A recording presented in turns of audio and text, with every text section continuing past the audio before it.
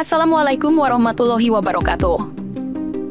Desa Sinar Damai terhampar di tengah lembah yang hijau, dikelilingi oleh hamparan sawah yang menggoda mata. Kesejukan angin sore melengkapi suasana damai, dan di tengah-tengah desa tersebut berdiri seorang ulama terkemuka bernama Kiai Barseso. Wajahnya dipenuhi keriput, tetapi matanya penuh kebijaksanaan, mencerminkan pengalaman hidup yang panjang. Hari itu, di bawah pohon rindang yang menjadi tempat Kiai Barseso mengajar ilmu agama, para penduduk desa berkumpul untuk mendengarkan nasihat dan petuahnya. Kiai Barseso duduk di atas tikar anyaman sederhana, dihormati oleh semua kalangan karena kearifannya dalam menyelesaikan berbagai masalah desa. Penduduk Sinar Damai, kata Kiai Barseso dengan suara yang tenang namun penuh hikmah, hidup ini adalah ujian dari Allah. Kita harus menjalani dengan penuh kesabaran dan keikhlasan. Kejujuran dan keadilan harus senantiasa kita pegang teguh. Namun, di antara orang-orang yang mengagumi kebijaksanaan Kiai Barseso, ada kelompok yang tergoda oleh rayuan dosa. Mereka berniat mencoba merayu sang ulama agar terjebak dalam perbuatan terlarang. Salah seorang dari mereka, yang bernama Malik, merencanakan pertemuan dengan Kiai Barseso. Hari berlalu, dan Malik menghampiri Kiai Barseso ketika matahari mulai meredup di ufuk barat. Kiai Barseso, apakah saya boleh mendekati Anda? Saya punya beberapa pertanyaan yang ingin saya ajukan, ucap Malik sambil merendahkan diri. Kiai Barseso dengan ramah mengangguk, tentu, saudaraku. Bertanyalah, ilmu agama adalah cahaya yang harus kita sebarkan. Malik tersenyum licik, Kiai, apakah benar orang yang terlalu taat pada agamanya bisa terjebak dalam kehinaan? Saya merasa terkadang hidup ini terlalu monoton. Kiai Barseso mengernyitkan dahi, merasa adanya sesuatu yang tak beres dalam pertanyaan Malik. Saudaraku, keteguhan dalam iman dan amal syalih adalah pondasi kebahagiaan sejati. Tetapi, mengapa aku merasa ada sesuatu yang disembunyikan dalam kata-katamu, Malik? Malik tersenyum licik, mungkin, Kiai, kita bisa berbicara lebih jauh. Ada hal yang ingin saya sampaikan secara pribadi. Bab 2, Rayuan Dosa dan Pengkhianatan. Pertemuan di antara Malik dan Kiai Barseso menjadi awal dari perubahan yang mengguncang ketenangan desa Sinar Damai. Setelah menyampaikan pertanyaannya, Malik dengan licik mengajak Kiai Barseso ke tempat yang lebih terpencil, di luar jangkauan pandangan warga desa. Di bawah bayangan pohon tua yang merintis senja, Malik mulai merintih. Kiai, saya bingung. Hidup ini terasa terlalu ketat dengan aturan-aturan agama. Apakah tak ada waktu bagi kita untuk menikmati kenikmatan dunia yang Allah ciptakan? Kiai Barseso memandang Malik dengan serius. Saudaraku, nikmat dunia adalah ujian bagi kita. Allah menciptakan segala sesuatu dengan sebab dan hikmah. Kita harus bijaksana dalam menilai apa yang sebaiknya kita ambil dan hindari. Malik tersenyum penuh tipu daya. Tapi, Kiai, bagaimana jika nikmat itu menghampiri kita begitu saja, tanpa kita mencarinya? Apakah kita pantas menolaknya? Pada saat itulah, tanpa disadari, Kiai Barseso telah terjerat dalam jaring rayuan dosa. Rasa penasaran dan godaan terus merayap ke dalam hatinya, dan tanpa merasa, Kiai Barseso pun terlibat dalam pertukaran kata-kata yang semakin tak senonoh. Seiring berjalannya waktu, Malik dan Kiai Barseso semakin terperosok dalam perbincangan yang menyimpang dari kebijaksanaan agama. Malik memanfaatkan situasi ini untuk merayu Kiai Barseso ke dalam perbuatan terlarang. Mereka semakin terjerumus dalam kesenangan sesaat yang akhirnya membawa malapetaka. Ketika kisah ini mulai terdengar di telinga penduduk desa, rasa kaget dan kecewa menyelimuti hati mereka. Kehormatan Kiai Barseso, yang selama ini dianggap tak tertandingi, runtuh seperti gedung yang dihantam badai. Desa Sinar Damai pun terguncang oleh tragedi yang tidak terduga. Kiai Barseso, apa yang telah terjadi padamu? Tanya salah seorang warga dengan air mata berlinang di pipinya. Kiai Barseso, yang kini tenggelam dalam penyesalan, hanya mampu menjawab dengan suara gemetar, aku tersesat dalam rayuan dosa, saudaraku. Doakan aku mendapat petunjuk kembali ke jalan yang benar. Bab 3, Konsekuensi Perbuatan. Berita tentang Kiai Barseso yang terjerumus dalam perbuatan terlarang menyebar dengan cepat di seluruh desa. Warga yang selama ini menghormati dan mengagumi Kiai Barseso merasa seperti ditinggalkan oleh panutan spiritual mereka. Desa Sinar Damai, yang dulu penuh kedamaian, kini diliputi oleh ketidakpastian dan kekecewaan.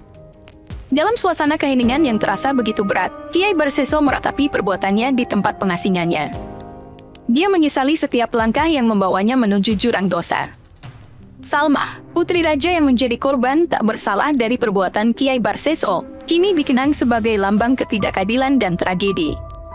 Pada suatu malam yang gelap, Kiai Barseso duduk sendirian di biliknya, cahaya lilin menyala samar di sudut ruangan.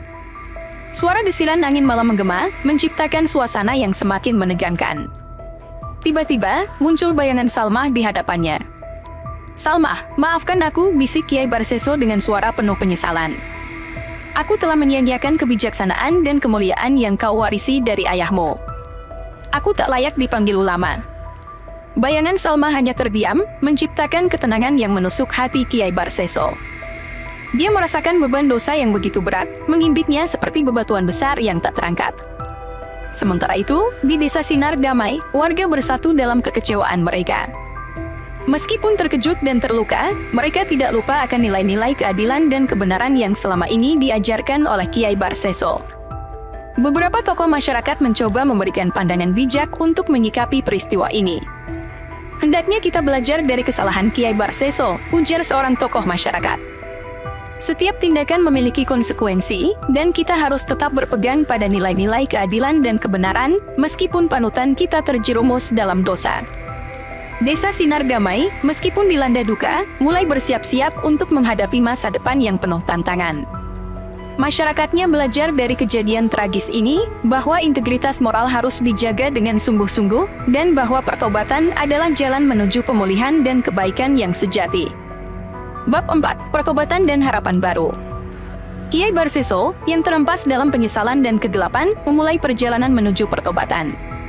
Di tempat pengasingannya yang sunyi, dia mendalami ayat-ayat Al-Quran, merenungkan setiap kata sebagai bentuk introspeksi diri. Dalam keheningan malam, suara hati Kiai Barseso memanggil untuk kembali kepadanya. Suatu hari, seorang tokoh spiritual dari desa tetangga datang menemui Kiai Barseso. "Kiai, pertobatan adalah pintu gerbang pengampunan Allah. Jangan biarkan dirimu terpuruk dalam penyesalan yang mendalam. Angkatlah wajahmu kepadanya, minta ampunan, dan berusaha memperbaiki diri," ujar tokoh spiritual itu dengan penuh kasih sayang. Kiai Barseso, dengan mata penuh air mata, meresapi kata-kata itu. Dia memahami bahwa pertobatan bukan hanya sekedar kata-kata, melainkan suatu perubahan nyata dalam perilaku dan hati nurani. Dengan tekad yang bulat, Kiai Barseso memulai perjalanan panjang menuju pemulihan spiritual. Proses pertobatannya tidak mudah. Kiai Barseso harus melewati rintangan hati yang keras dan melawan godaan yang selalu mengintainya. Namun, dengan tekad yang kuat dan bimbingan dari para tokoh spiritual, Kiai Barseso berusaha bangkit dari kegelapan yang menghampirinya. Sementara itu, masyarakat desa juga berjuang untuk menerima kenyataan bahwa panutan mereka adalah manusia yang rentan terhadap dosa. Proses penerimaan terhadap pertobatan Kiai Barseso tidaklah instan. Beberapa warga masih memandangnya dengan rasa kecewa, sementara yang lain memberikan dukungan dan doa agar Kiai Barseso mendapatkan hidayah dan ampunan. Kiai Barseso, dengan tekun dan ikhlas, terus memperbaiki diri. Dia mulai terlibat aktif dalam membantu masyarakat dan menyebarkan pesan-pesan kebijaksanaan yang diambil dari pengalaman pahitnya. Langkah-langkah kecil pertobatan Kiai Barseso menjadi sorotan harapan, memberikan inspirasi bahwa setiap orang, sekalipun terjerumus dalam dosa, masih memiliki kesempatan untuk memperbaiki diri dan mendapatkan ampunannya. Pesan pertobatan dan harapan baru mulai meresap di desa Sinar Damai. Masyarakatnya, meskipun tidak bisa melupakan tragedi yang telah terjadi, bersatu untuk membangun masa depan yang lebih baik. Mereka belajar bahwa setiap orang bisa menjadi pelajaran hidup, dan bahwa pengampunan adalah jalan menuju perdamaian sejati. Bab 5. Hikmah dan pelajaran. Dalam keheningan malam yang semakin redup, Kiai Barseso duduk di tengah-tengah masyarakat desa, yang kini lebih terbuka untuk menerima kembali panutan spiritual mereka. Matanya yang penuh kedamaian dan kebijaksanaan kini memancarkan cahaya yang berbeda, cahaya yang menggambarkan perjalanan panjang pertobatannya. Pada akhirnya, desa Sinar Damai mulai pulih dari bayang-bayang tragedi yang melanda. Masyarakatnya, dengan tekad yang baru, membangun fondasi yang lebih kuat untuk masa depan. Kisah Kiai Barseso bukan hanya menjadi pelajaran moral, tetapi juga pemicu kebangkitan spiritual dan moral bagi mereka yang mengambil hikmahnya. Semoga cahaya kebenaran senantiasa bersinar di hati setiap individu, mengingatkan bahwa pertobatan dan pengampunan adalah jalan menuju kebahagiaan sejati. Semoga kisah ini bisa menginspirasi kita semua. Wassalamualaikum warahmatullahi wabarakatuh.